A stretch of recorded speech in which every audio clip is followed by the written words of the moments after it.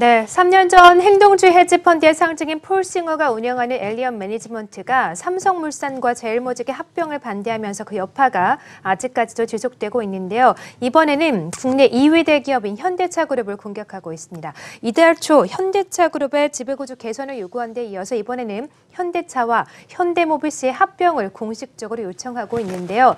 그 어느 나라보다 기업 경영권 방어에 취약한 우리나라로서는 행동주의 헤지펀드에 어떻게 대응할 것인가가 기업 정책의 최대 현안으로 부각되고 있습니다. 오늘은 이 문제에 대해서 이야기 나눠보도록 하겠습니다. 한국경제신문의 한상준 논설위원 나오셨습니다. 안녕하세요. 네, 안녕하십니까? 네. 자, 이달 초에 엘리언 매니지먼트가 현대차그룹을 공격하기 시작했을 때 위원님께서 앞으로가 중요하다 이렇게도 말씀을 해주셨잖아요. 그런 면에서 또다시 2차 공격이 시작이 된 것 같습니다.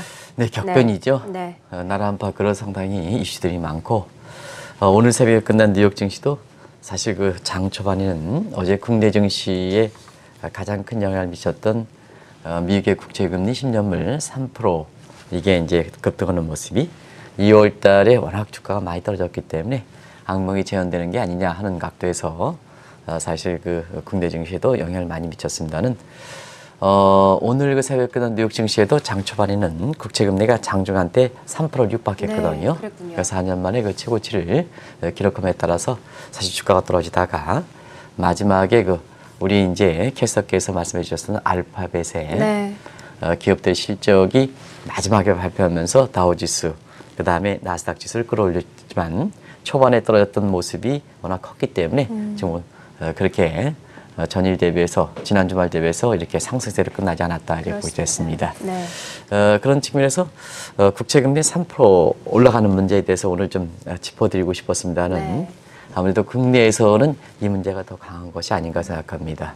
뭐 아시겠지만 어제 장에서는 역시 그 엘리언 매니지먼트의 2차 현대차 공격 이 문제도 뜨거운 이슈가 됐지 않습니까? 네, 그렇죠. 근데 일단은 4월 초에 이달 초에 사실 엘리먼트의 1차 공격이 나왔을 때 지배구조 개선이 자연스럽게 주가는 올라가겠죠. 그래서 현대차 3인방이 전부 주가가 올랐거든요.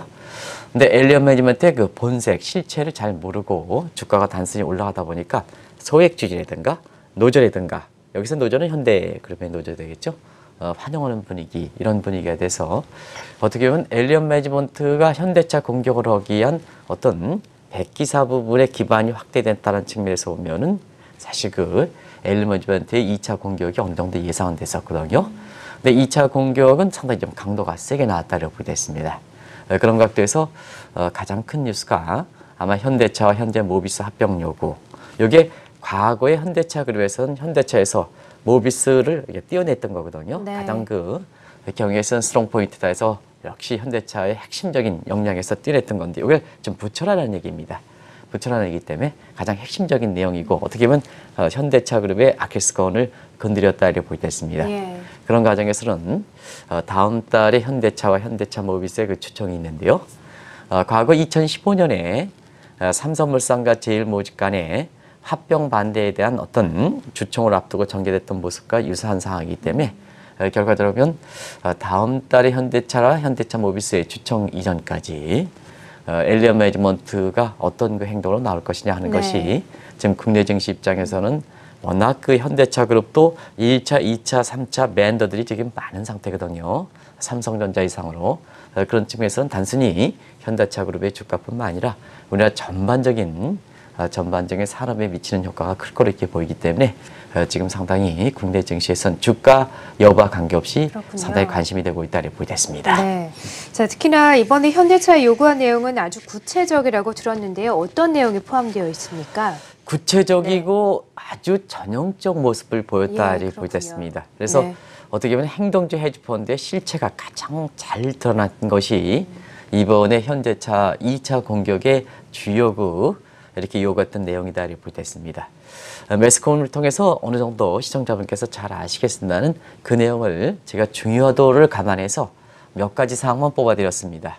일단은 그 현대차 그룹의 개편안이 나왔었죠. 그 개편안에 대해서 행동주의 헤지펀드의 가장 궁극적인 목적인 본인 자신의 그 이렇게 투자 수익을 극대화하는 측면에서 현대차가 자발적으로 내놨던 현대차도 순환 출자 끊고 여러 가지 나름대로 지금의 추세에 맞춰서 내가 보기에는 현대차 여건에서 보면 아마 그래도 최상의 이렇게 개편안이 나왔던 사항이거든요. 그래요. 그런 요구에 대해서 사실 엘리엇 매니지먼트 입장에서는 본인 자신의 주주가치 극대화를 하는데 좀 부족하다 해서 이번에 추가적으로 그 비교안과 검토를 해서 그 개편안의 내용이라든가 이런 매 구체적으로 이것이 주주 입장에서는 사실 어떤 측면에 부족하다 하는 내용을 구체로 비교해 있는데요. 자막을 통해서 이제 같이 공부해 보도록 하겠습니다. 첫 번째는 앞서 말씀드린 같이 현대차를 합병해서 지주사를 설립하라. 왜 지주사를 설립하느냐 하면 이 지주사의 레버리지 비율을 활용하기 위해서 그렇습니다. 그래서 지주사가 설립해야 일단 자사주라든가 이런 측면에서 수익이 되지 않은 자사주 계열사들이겠죠. 뭐 기아차라든가 이게 대표적으로 기아차 주식이 되겠는데요. 이런 부분을 좀 자사주를 해서 매각하라는 얘기입니다. 그러면 이렇게 주가가 올라갈 가능성이 높기 때문에 사실 소액주라든가 경우에 따라서는 노조도 이것을 반기는 분위기고 경우에 따라서는 우리나라의 정책 당국자라든가 사회적 분위기도 반길 수 있는 이런 분위기가 여건이 형성되거든요. 네. 그런 것이 지배구조 개선과 함께 사실 현대차 3인방의 주가가 올라감에 따라서 이 부분에 탄력적으로 자신감을 얻은 요 입장과 맥을 같이 한다고 보였거든요. 근데 여기서 중요한 것은 결과적으로 한 개 그 이사의 구조를 볼 때는 대부분 다 이사장이 대부분 CEO 이런 입장인데 지금은 일부 그 금융사를 중심으로 해서 이사회의 의장과 CEO를 구별시키는 대표적으로 우리나라 1등 증권사가 그런 입장을 취해가고 있는데요. 사실상 그렇습니다. 이런 문제가 정리가 되지 않을 때는 CEO와 이사회 의장이 돼 있을 때는 아무리 현대차 엘리엇 매니지먼트가 주주가치 극대화를 위해서 가지고 있는 시나리오가 있다 하더라도 결국 이것이 집행될 때는 이사회의 의결을 거쳐야 되지 않습니까? 그렇죠. 그런 측면에서는 이사회가 자기 편에 들어가 있는 사람들의 의결권을 갖고 있어야 되거든요. 그런 측면에서 이번에는 이사회의 그런 명목은 글로벌 감각이 이렇게 뛰어난 사람들을 사실 그 사회 이사로 3명까지 추천한다. 네. 이렇게 이제 얘기하거든요. 예. 그런 것이 결국은 나중에 보면 나중에 3차 공격에서 경우에 따라서는 뭐냐면 CEO 문제라든가 현대의 CEO 문제라든가 이런 문제에 굉장히 또 적대적 M&A라든가 이런 문제에 나중에 이제 구체적인 사례를 통해서 말씀드리겠습니다는 이런 쪽에 더 추가적으로 강도 있게 물론 이제 국내 분위기를 봐서 강도 있게 요구하는 사항이거든요. 그런 관점에서 보면 한번 보면 현대차의 어떤 현대 합병 이런 모비스의 합병 문제에 있어서는 사실 그 엘리엇 매니지먼트가 굉장히 다음 달 주총에서 경우에 따라서 상당히 기대를 걸고 있는 대목은 2015년에 삼성물산과 제일모직의 합병 반대 이 문제에서 국민연금이 많은 지금까지 논란이 되고 있습니다는 여기에 사실상 그 합병에 대해서 승인한 시각에서 네. 지금 결과적인 측면에서는 반대적인 측면이 오히려 국민연금 입장에서는 낫지 않겠느냐는 시각이었었거든요. 그래서 경우에 따라서는 지금 현대차라든가 현대차 목표 체제 의결권을 갖고 있는 게 국민연금인데요. 과거의 사례, 국민의 분위기, 사회 분위기 이런 문제를 볼 때 오히려 엘리엇 매니지먼트 입장을 더 두드러는 식으로 국민연금이 이렇게 분위기를 이렇게 의결권을 행사하지 않겠느냐 이런 쪽에 막연한 기대를 좀 할 수 있는 이런 대목도 있어요. 지금 사회 분위기를 볼 때. 네, 그렇군요. 그렇기 때문에 지금 사실 이 문제가 굉장히 한국의 모든 사회에 문제가 되고 있다고 보겠습니다. 네, 그렇군요. 자, 특히나 이번 2차 현대차 공격을 통해서 행동주의 헤지펀드의 전형적인 모습이 드러났다고 말을 하던데 행동주의 헤지펀드가 어떤 것인지 다시 한번 말씀을 해주시죠. 네, 네. 1차 공격이 나왔을 때 네. 대부분 매스컴에서 이 행동주의 헤지펀드에서 다루긴 했습니다는 그 심각성, 우리 경영권, 우리 내부적인 이 대응 능력이에요. 어떤 여건적인 측면에서 볼 때는 이 문제가 주가가 단순히 올라가다 보고 사회적으로는 소액주주라든가 노조 입장을 강조하고 이러다 보니까 이거에서 그렇게 심도 있게 다루진 않은 것 같아요. 그렇군요. 아마 한국경제TV가 가장 심도 있게 다루지 않았었냐 생각하는데요. 네. 왜 행동주의가 헤드펀드가 무섭냐 하면 그 행동주의 헤지펀드의 태어난 배경, 그 다음에 그 배경을 바탕으로 해서 행동주의 헤지펀드가 명목은 주주가치 극대화다. 사실상 그렇습니까? 주식 이렇게 대중주의 시대에서는 주주가치 극대화한다 하는 이것만큼 통하는 게 없지 않습니까? 네. 이런 걸 하는데요. 실질적으로 보면 개인 자신의 이익을 성취하는 것이 이 본색이기 때문에 이게 굉장히 행동주의 헤지펀드에 대해서 우리가 실체를 좀 정확히 이어질 필요가 있다는 것을 말씀을 드렸었는데요. 올해 2월 달에, 올해 4월 달 초에 1차 공격 때 행동주의 헤지펀드에 대해서 자세히 말씀드렸습니다는 그거에도 세부적 내용을 좀 오늘은 더 추가해서 말씀드리겠습니다. 이 행동주의 헤지펀드는 사실 금융위기가 결정적인 계기가 됐죠. 그 이전에는 사실 소셜 네트워크라든가 인터넷이 잘 발달되지 않았기 때문에 대체로면 투자하면 이 경우는 예를 들어 현대차 투자하면 금융위기 이전에는 소셜 네트워크라든가 이런 쪽에 발달이 되지 않아서 현대차 내부의 이런 경영권이라든가 뭔가 이런 측면에서 굉장히 그 정보가 이렇게 정보가 굉장히 현대차가 어떻게 보면 우월적지이고 네. 주주들은 이 그렇죠. 경우는 이렇게 열의적지거든요. 네. 그다음에 내가 내 돈 가지고 어렵게 한국경제TV를 통해서 현대차에 이렇게 투자해서 하더라도 사실상 배당이든 아니면 주가 상승이든 이런 측면이 네. 주주의 이렇게 이익보다는 현대차 모습에서 많이 좌우됐다 이렇게 볼 때 있습니다. 네. 또 그런 것이 사실 사회적으로 받아들이는 분위기고요. 그러다 보니까 이경원 앵커 이런 입장에서 불만을 갖고 있는 사람들이 사실 이것을 모여서 일종의 그 헤지펀드들이 나왔는데요. 이 헤지펀드들도 사실상 뭐냐 여러 가지 열의적지이기 때문에 금융위 이전까지만 하더라도 대부분 패시브 펀드 사실 수동적으로 받아들이는 이런 입장이고 또 한 가지는 한편에서는 규제적인 측면에서 볼코리라든가 이런 쪽이 나오지 않았기 때문에 굉장히 행정펀드, 헤지펀드에 대해서 자유로운 입장을 취했었기 때문에 레버리지 비율 이것도 정부의 비대칭성을 이용하는 거거든요. 레버리지 비율을 이용해서 자 이경원 앵커가 100을 주면 여기에 대해서 10배만큼 끌어올려서 1000만큼 투자하니까 규모경제 이익을 도모해서 나의 투자했던 헤지펀드에 투자했던 고객들한테 수익을 맞춰주는 데는 지장이 없었거든요. 네. 또 본인 자신의 수수료를 받아먹는 데는 지장이 없었습니다. 예. 수수료가 굉장히 비쌌기 때문에. 그러나 2008년 금융위기 때는 이 헤지펀드들의 마진 레버리지 투자가 굉장히 이렇게 마진콜 당하면서 글로벌 금융위기로 이렇게 변했고 그것이 지난 10년 동안 미국을 비롯해서 전 세계에 이렇게 어려움을 고통을 당했던 거거든요. 사실 그렇습니다. 가장 이렇게 그 비용이 얼마큼이냐 하는 측면에서 보면 한국경제TV를 통해서 지난 10년 동안 가장 많이 얘기했던 용어가 뭐냐? 금융위기 아닙니까? 금융위기. 네, 그렇습니다. 이것이 뭐냐? 한국경제TV에 이렇게 이 귀중한 시간을 이용해서 금융위기라는 단어 하나 나온 게 그만큼 뭐냐? 비용이 많이 초래했다는 얘기거든요. 그래서 이런 걸 좀 방지하자 하는 측면에서 미국의 그 도드 프랭크법이 제한되고 미국의 네. 단일금리법이 제한되고 그다음에 행동주의 헤지펀드들의 활동을 좀 이렇게 규제하기 위해서 볼콜이 나왔던 이런 상황이거든요.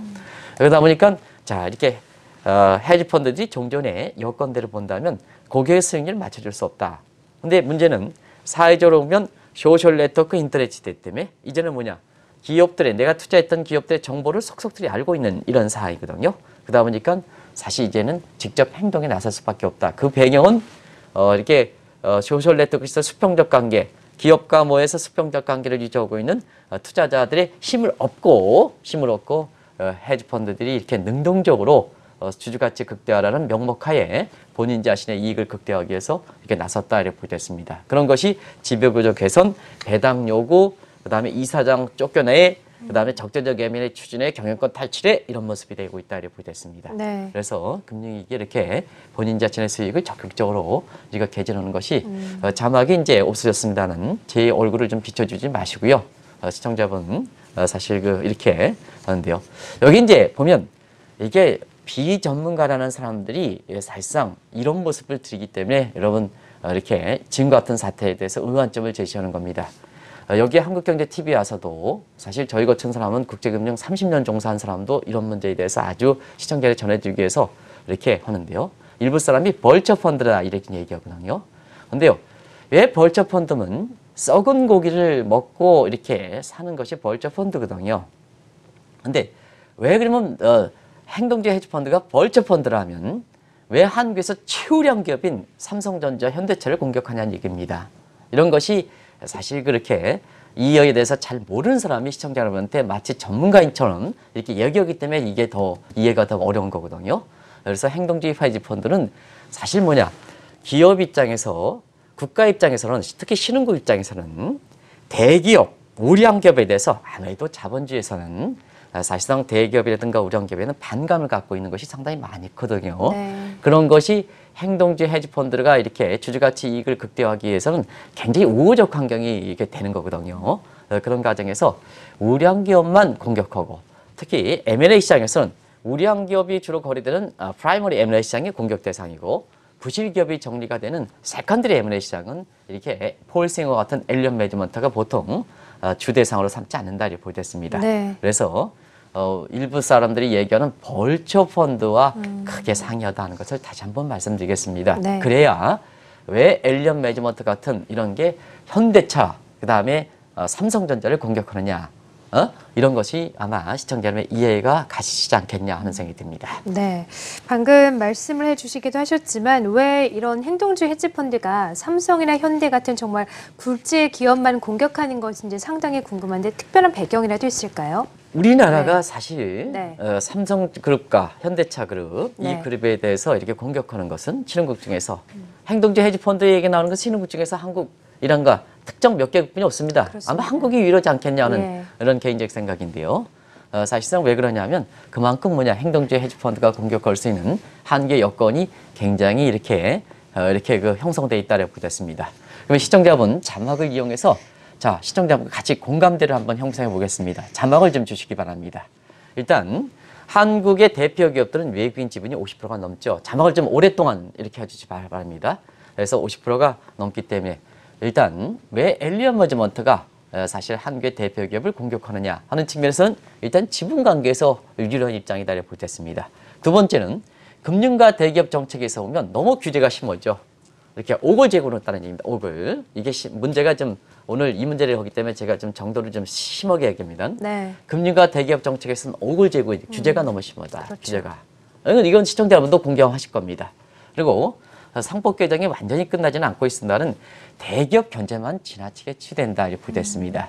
자, 이게 우리가 보면 기업을 읽을 때는 최고 경영자도 있고 그 다음에 뭐냐면 사실 그 노조도 있고 주주도 있습니다는 너무 대기업에 그것도 경영권을 갖고 있는 이런 데만 견제 치우치기 때문에 사실상 그렇습니다. 이것도 엘리엇의 어떤 행동주의 헤지펀드들이 한국에 그것도 대기업만 공격하는 여건이 형성되고 있다 이렇게 보여졌고요. 그다음에 우리 국민들은 많이 균형적 시각을 갖고 있습니다는 아직도 일부 중하위 계층 이런 중에서는 사실 이게 사실상 이게 특별히 외국인을 선호한다 이런 것보다는 네. 아무래도 이제 우리의 특수한 여건 때문에 그런 게 아닌가 생각합니다. 예. 1997년 외환위기 때문에 그때 당시에 그 정책에서는 외국인 우대에서 이런 풍자가 아직까지 이렇게 잔차적 성향이 남아있기 때문에 아직도 외국에서 공부하고 외국 금융사가 이렇게 하고 뭐 하고 그러면 사실 이렇게 하는데요. 대통령께서도 우리가 이제 고용 방식에서는 블라인드 채용 방식으로 하지 않습니까? 그렇죠. 그런 측면에서는 아마 이런 측면이 굉장히 이런 측면을 감안하셔서 이런 고용 정책이 되는 게 아닌가 생각하는데요. 제 개인적으로 보면 근데 우리나라의 핵심적 계층에 해당되는 사람들, 네. 우리 경제를 이끌어가는 사람들이 아직도 무조건 국내에서 하기를 따고 해외에서 하겠다면 해외 하겠다는 사람들이 많게 있게 되거든요. 근데 한국의 교육 정책을 이렇게 육성시키는 한국의 교육을 증대시키면 어떠냐 하면 이와 같은 문제에서 한국의 그렇게 경영권 방해라든가 우리 국민의 어떻게 국부를 이렇게 국부 유출을 방지하기 위해서는 아무래도 이 교육 문제가 가장 중요한데요.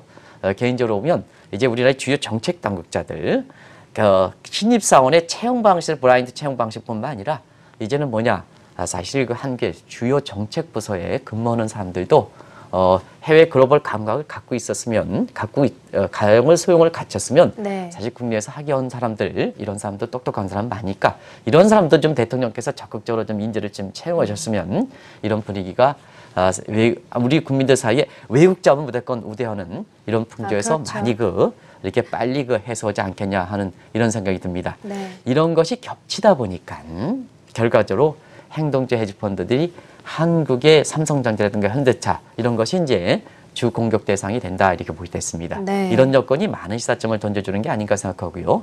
마지막으로 말씀드리면 이 문제입니다. 소액주주와 노조의 우대풍대. 현 정부에서는 이런 분위기가 좀 있죠. 그리고 최고 경제를 무시하는 풍토 이런 문제이기 때문에 행동주의 헤지펀드의 신속한 의사결정이 굉장히 중요하거든요. 좋든 싫든 간에 컨트롤 타워가 중요하다는 얘기입니다. 정부 차원에서 최근에 급변하는 문제에 대해서 문재인 대통령을 비롯해서 컨트롤 타워가 강화했던 문제가 사실 이전에 박근혜 정부의 컨트롤 타워가 없었을 때의 국정 혼란보다도 지금 일관성 있게 가져가는 문제거든요. 마찬가지로 기업도 마찬가지로 이것이 뭐냐 지금 대기업의 갑질 문제에서 사회적으로 저도 눈살을 짚을 만큼 이렇게 그런 문제가 있습니다는 그 기업은 그 기업 문제에서 자체적으로 해결할 문제고 우리 국가 전체 국민들의 그 고용 안정 문제, 국부 유출 문제 이런 문제에 대해서는 어떻게 할 것이냐는 측면에서는 특정 기업의 대기업 갑질 문제는 전형적으로 그거는 아주 굉장히 강도 있게 국민의 그 도덕적인 합리적 수준에 수긍할 정도로 개선해 가되 자 이런 엘리엇 매니지먼트에 대해서는 우리가 균형각을 가져갈 필요가 있다 이렇게 보시됐습니다. 기업을 일구는 데는 주주가 있고 주주도 대주주가 있고 소액주주도 있고 그 다음에 경영의 본질 문제에 있어서는 의사결정이라든가 이런 측면에서는 경영권과 노조가 같이 가져가는 팩트이기 때문에 균형감을 유지할 필요가 있다 하는 문제 말씀드리겠습니다. 네. 그래야 결과적으로 한국 기업을 한국 경제가 보장하면서 경제 주권 문제가 되고 독립 문제가 되고 독립 문제가 한국의 기업이 한국에 이렇게 소속돼 있어야 우리 국민들이 사실상 먹고 사는 데는 지장이 없거든요.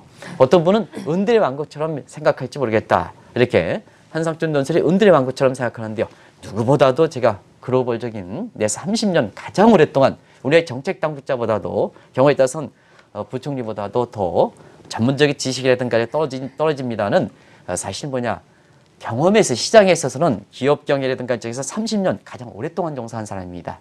그런 측면에서 은들의 왕국처럼 비치는 시각으로 하는 말씀드리는 게 아니라 어찌됐든 한국 기업은 한국에 속해야 사실 우리 국민들이 편해진다 이렇게 보겠습니다. 그것이 트럼프의 애국주의다. 트럼프가 왜 미국 기업을 중시하고 유럽들이 유럽 기업을 중시하느냐 하는 패턴도 같은 패턴에서 인식할 필요가 있는 것이 아닌가 생각합니다. 네. 이것이 엘리엇 매니지먼트가 한국 국민들에게 주는 시사점이 아닌가 하는 생각이 듭니다. 네, 그렇습니다. 특히나 이번 2차 공격에 이어서 엘리엇 매니지먼트가 앞으로 또 어떤 행동을 할 것인가가 가장 관심이 되고 있는데 과거 사례를 보면 어느 정도 좀 예상을 할 수 있지 않겠습니까? 예상을 하죠. 네. 2차 공격의 내용을 보면 어떻게 네. 보면 과거 사례의 복합판이다, 집합판이다 이렇게 보겠습니다. 네. 아까 이제 지주사 설립 요구했죠. 그다음에 소액주주 이렇게 사회이사 들어갔죠.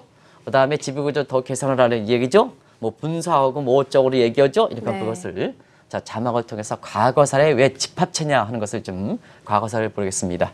일단 카를 라이콘 애플의 자사주 매각 동일하게 나왔죠. 이번에도 두 번 자사주 매입가서 자 주주 가치에 극대화되지 못하는 소위 엘리엇 매니지먼트에 이익되지 못하는 자사주를 매각해서 처분해내는 얘기입니다. 처분해내는 얘기. 빌레커먼이 적대적 요건 이제 나중에 어떻게 될지 모르겠습니다. 그리고 분사 요구 이번에 이제 지주사에서 다시 분사를 하는 이제 요구가 나왔죠.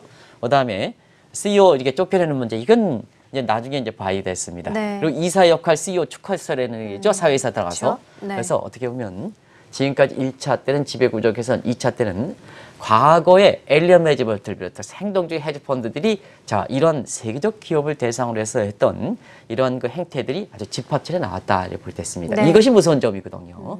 이 점이 그래서 앞으로는 1차 공격, 2차 공격에서 2차 공격에 더 우리 국민들이라든가 노조라든가 아니면 국민의 분위기 또 정책 당국의 이런 분위기, 이런 경영권 방어라든가 이런 측면에 이렇게 사실상 비우호적인 다시 말하면 엘리엇 매니지먼트가 활동할 수 있는 이러한 여건이 형성되지 않을 것, 엘리엇 매니지먼트 행동할 수 있는 여건 자체가 더 강화된다면 3차 공격에서는 더 강화된 형태로 예를 들어서 뭐 CEO를 쫓겨낸다든가 아니면 적대적 애매를 한다든가 이런 쪽에 아주 나중에 아주 극단적으로 나오는 행동까지 요구할 수 있는 이런 쪽에 되기 때문에 네. 이 문제가 2차 공격이 단순히 이렇게 바라볼 사항은 아니다는 걸 말씀드리겠습니다. 네.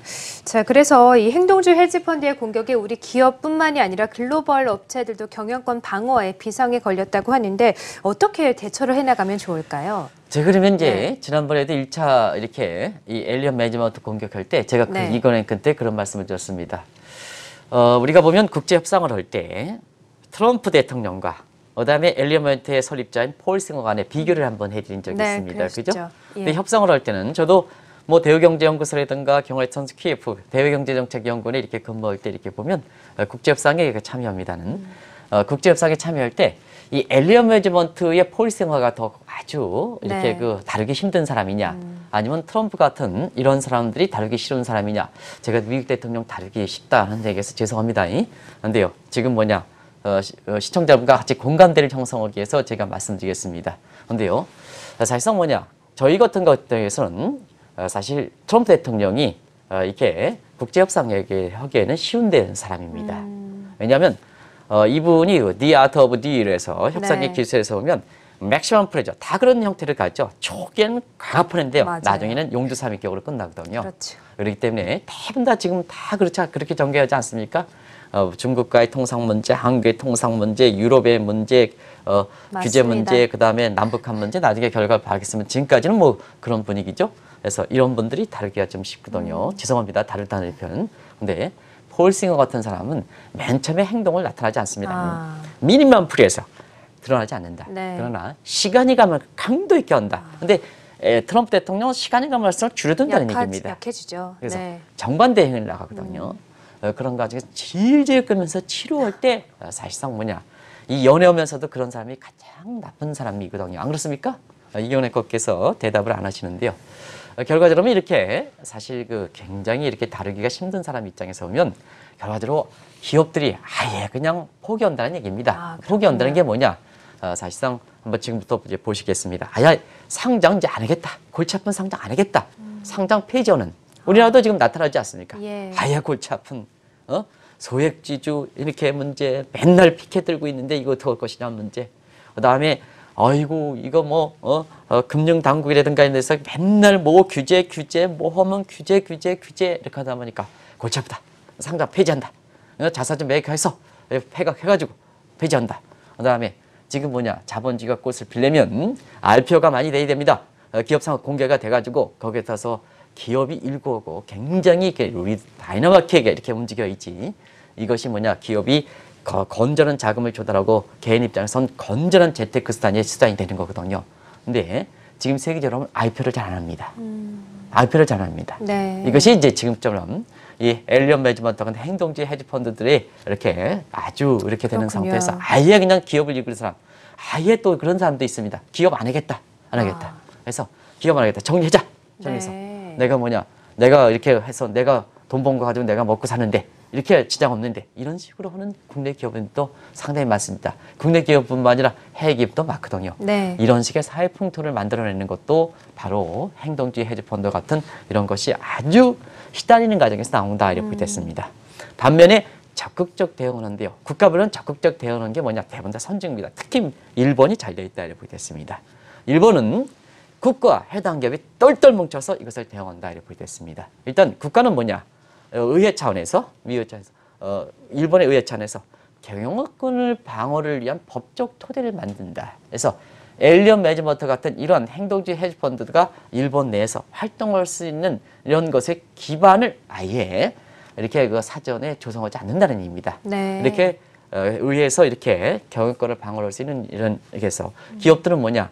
기업들은 일본 기업들은 포이즌 필이라든가 이건 다 아시겠습니다. 황금지라든가 차등 의결권이라든가 이런 것을 도입해서 사실상 기업 자체적으로도 법률적 근거를 해서 이식 경영권 방어를 할 수 있는 이런 수단이 되다 보니까 우리 자막이 이렇게 나오고 있죠. 이렇게 해서 이런 것이 뭐 이제 다들 아실 겁니다. 그렇죠. 그래서 이런 것을 도입해서 경영권을 하기 때문에 적극적 대응으로 방식으로 간다. 어차피 자본주의라는 게 주식 증시를 생각하지 않을 수 없으니까 적극적 방어로 한다. 일본이 대표적 사례다 이렇게 됐습니다. 네. 그래서 아예 그냥 양보가 소극적 대응하는 방식으로 있고 적극적 대응하는 방식으로 해서 양분화되는 것이 지금의 행동주의 헤지펀드가 갖고 있는 세계적으로 금융시장의 변화 모습이다. 이것이 빅체인지다. 큰 변화를 일으키고 있다 이렇게 보겠습니다. 네, 그렇습니다. 문제는 앞으로 이런 행동주의 헤지펀드가 더 기승을 부릴 것이다라는 시각이 나오고 있는 것인데요. 왜 이런 시각이 나오고 있는 걸까요? 네. 네. 트럼프 대통령 입장에서는 네. 앞서 말씀드렸같이 폴싱어랑 사실 협상 전략에서는 완전히 상반된다 하는 입장을 말씀드리지만 네. 이해관계를 볼 때는 미국 입장에서 보면 서로가 뭐냐, 트럼프 대통령도 국익을 극대화하는 거고요. 행동주의 헤지펀드, 엘리엇 매니지먼트도 자기 자신의 사실 이익에 극대화하는 측면에서 보면 서로가 맞아떨리는 측면이 있거든요. 그렇군요. 그런 측면이기 때문에 사실상 미국은 뭐냐, 이런 폴싱어 같은 정치적으로는 자금이라든가 이런 것이 굉장히 많이 다 해서 경우에 따라서는 트럼프 대통령의 정치 자금이라든가 이런 측면에 이렇게 돈이 많으면 행동주의 헤지펀드들이 돈이 많이 벌면 그런 쪽으로서 우호적 환경이 될 수밖에 없다. 그렇겠죠. 그리고 공화당의 기조는 트럼프 대통령이 속해 있는 공화당은 왜 친기업 정책, 그다음에 친증시 정책, 친월가 정책을 취하느냐 하면 정치 자금이 대부분 다 거기서 나온다 이렇게 됐습니다. 네. 그런 측면에서 뭐냐 협상 전략에선 서로 상반되지만 미국의 국익을 강조하고 트럼프가 뭐냐 개인이 그 부동산 업체를 낼 때는 개인의 이익을 극대화하는 이런 측면과 폴싱어 같은 행동주의 헤지펀드들의 이익 목적과는 서로 결부되는 측면이 있다 이렇게 보겠습니다. 그렇기 때문에 협상 전략에선 서로 상반된다 하더라도 결과적으로 목적이 서로 일치가 되는 측면이기 때문에 트럼프 정부 입장에서는 행동주의 헤지펀드의 활동을 더 이렇게 활발하게 할 수 있는 이 여건 자체가 이렇게 될 것이다 이렇게 보겠습니다. 그래서 앞으로 행동주의 헤지펀드는 더 활발하게 이렇게 전개될 거라고 보이는데요. 그게 뭐 시청자 여러분 금리기 방지 차원에서 규제했던 오바마 정부 지우기 차원에서 네. 지금 나오는 문제들이겠죠. 그 문제는 뭐 시청자 여러분 잘 아시겠습니다. 자막을 통해서 많이 이렇게 됐습니다. 도드 프랭커 폐지, 볼코를 폐지, 그래서 프람 트레이딩 증대, 헤지펀드 자원 확대, 그 다음에 레버리지 투자 활성화, 그리고 빅브라더 약화, 전문적으로 분리시킨다는 얘기. 그동안 중앙은행에 빅브라더 했는데 이게 네. 분리시킨다. 그래서 이렇게 될 경우는 적대적 에밀리가 감독기능이 분리되기 때문에 적대적 에밀리가 증가될 거거든요. 결과적으로 보면 뭐냐, 이 트럼프 대통령은 뭐냐, 이 돈 달러 먹고 있는 이게 카지노 자본주의입니다. 그런 거 장면 많이 보셨지 않습니까? 네. 그래서 카지노 자본주의요. 앞으로 뭐냐, 행동주의 헤지펀드가 되면 이런 뭐냐, 헤지펀드가 기승을 부리고 카지노 자본주의가 부활하고, 그래서 일부에서는 IMF라든가 이런 데서는 다시 한번 제2의 부채가 많은 상태에서 제2의 외환위기가, 제2의 금리가 우려된다 하는 측면도 바로 이런 측면에 근거를 두고 있다고 보겠습니다. 네, 그렇군요. 자, 벌써부터 이 현대차 그룹도 삼성그룹의 전철을 밟지 않겠느냐 하는 우려 섞인 시각도 나오고 있는데 앞으로 어떤 대책이 좀 필요할 거라고 보십니까? 네, 네. 이 시간이 많이 돼서 제가 간단한 전체 그림만 드리겠습니다. 네. 일단 지금처럼 빅 플란더, 빅 체인지가 되고 있다. 큰 변화가 되고 있다. 그래서 지금 국제금융시장에서는 뭐 정책 당국자, 경우에 따라서는 문재인 대통령 이렇게 잘 지금 해나가고 계십니다는 국제적인 측면에서 이와 같은 변화에 대해서 종전에 갖고 있는 선입견에서 좀 탈피할 필요가 있다 이렇게 보겠습니다. 지금 환경이 완전히 급변하거든요. 그래서 전체적으로 이거에 대한 기조는 자 이렇게 뭐냐, 국제 분위기 이런 행동주의 헤지펀드에서 어느 정도 전문적인 지식을 좀 법률을 만들어내는 사람, 정책을 집행하는 사람들이 어느 정도 실체를 잘 알고 있어야 된다는 얘기거든요. 왜냐하면 소액주주와 노조의 입장과 거의 맞는 시각이 있기 때문에 경우에 따라서는 이것을 잘못 파악할 수 있다는 얘기입니다. 네. 그래서 전체적으로 국제 분위기가 행동주의 헤지펀드의 본색 실체를 좀 정책 당국자, 그다음에 법률을 만들어내는 국회의원들 중심으로 해서 그렇군요. 사실 이런 그 분위기를 아실 필요가 있다는 걸 말씀드리고요. 두 번째는 국민들의 자세입니다. 어떤 쪽에 우위되느냐 하면 한때는 우리가 글로벌 감각이기 때문에 마치 뭐냐, 국내보단 해외가 중시한다. 국내보단 해외가 중시한다. 이렇게 해서 글로벌적이다 이렇게 생각하지만 그렇지는 않습니다. 한국 국민들은 한국을 사랑해 있죠. 한국 기업을 사랑해 있죠. 한국의 문재인 대통령을 사랑해 있죠. 네. 어디가 되겠습니까? 그럼요. 그런 각도에서 보면 지금 미국도 미국의 애국심, 유럽도 유럽의, 중국도 중국의 애국심 다 이렇게 가는데요. 한국이 뭐냐, 국회의원분들, 특히 국회의원분들이 이런 뭐냐, 국회의원분들의 표심은 우리 국민에 나오는데요. 왜 정작 상법 개정이라든가 이런 데서는 다른 얘기 하십니까? 그래서 결과적으로 이런 그 행정보조 헤지펀드에 대해서는 우리 국민들이 애국심을 고쳐오는 문제, 애국심, 은들의 감각이 아니라 애국심을 고쳐오는 문제, 이 문제가 돼야 결과적으로 국회 법률 제정이 제대로 나오는 거고, 글로벌 감각과 국내 이익과 조합해서 나오는 거고, 그래야 이게 정책 집행이 되는 과정에서 지금 행동주의 헤지펀드가 왜 한국의 신흥국 중에서 한국에 그것도 이렇게 삼성전자, 현대차를 옹호하는 건 아닙니다는, 많이 그렇게 개선을 될 요구가 있습니다는, 이것이 어쨌거나 개선되기 이전까지는 우리 국민들을 먹여 살려야 되거든요. 어쩌면 그렇지 않습니까? 그죠? 그렇죠. 그런 측면에서 보면 이런 부분에 이렇게 이런 부분에 대해서 좀 우리가 제대로 된 이런 거 법률 개정이 이렇게 나와야, 지금 그 이후에 법률이 제대로 나와야 그 이후에 무슨 뭐 포이즌 필이든 뭐든 이거 떠들 수 있는 거 아니겠습니까? 법에선 꽉꽉 막아 있는데요. 일부 학자들이 뭐냐, 포이즌 필이든가 뭔가 이렇게 하면 그게 되겠습니까? 안 되는 거죠. 네. 그래서 정책적으로 보면 우리 전체적으로 정책에 갖고, 특히 법률을 가지고 있어 국제적으로 어떤 그 환경이 도출되고 있는가 하는 글로벌 감각을 이어질 필요가 있다. 그런 측면에서 사실 모든 문제 국민들은 애국심을 고쳐야 된다 하는 애국 관점에서, 나라를 사랑하는 관점에서 아마 이 문제를 좀 보면 대체로 방향이 제시되지 않겠냐 이렇게 생각됩니다. 네, 알겠습니다. 자, 엘리언 매니지먼트가 현대차에 2차 공격을 가하기 시작했습니다. 현대차와 현대모비스의 합병을 공식적으로 요청했는데요. 오늘은 이에 따른 대책에 대해서 이야기를 나눠봤습니다. 한국경제신문의 한상주 논설위원과 함께했습니다. 고맙습니다. 네, 고맙습니다.